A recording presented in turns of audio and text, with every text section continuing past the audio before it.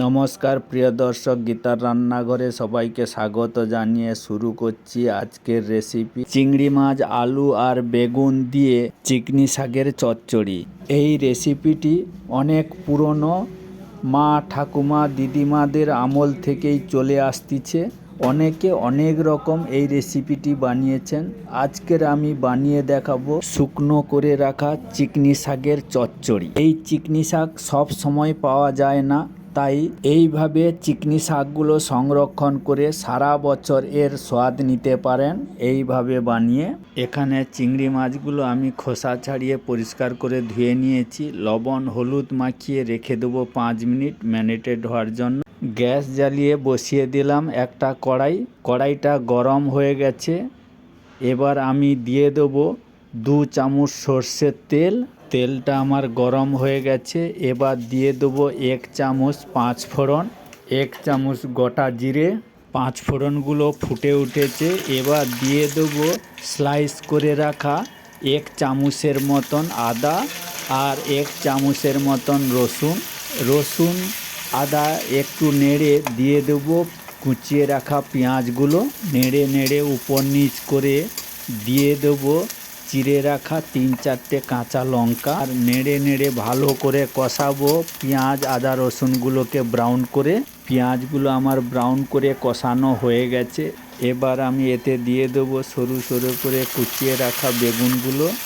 নেড়ে নেড়ে পেঁয়াজগুলো বেগুনের সঙ্গে মিশিয়ে দিয়ে এবার দিয়ে দেবো সরু সরু করে কুচিয়ে রাখা আলুগুলো।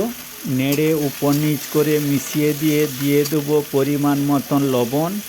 এবার ঢাকনা লাগিয়ে লো হিটে ভালো করে কষিয়ে নেব সবজিগুলোকে। তত সময় চিংড়ি মাছগুলোকে আমি ব্রাউন করে ফ্রাই করে নেব। তার জন্য একটা কড়াই বসিয়ে তাতে দিয়ে দিলাম 3 চামচ সর্ষের তেল। তেলটা আমার গরম হয়ে গেছে।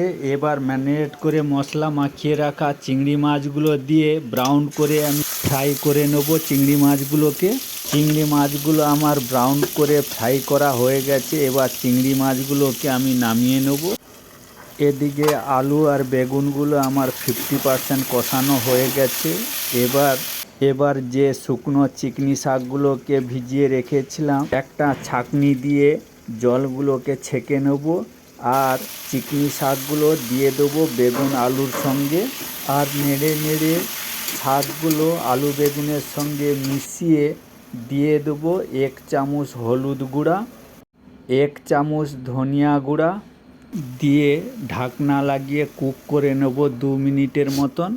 2 মিনিটের পর ঢাকনা খুলে হলুদ ধনিয়া গুঁড়ো শাকের সঙ্গে ভালো করে উপর নিচ করে মিশিয়ে নেব।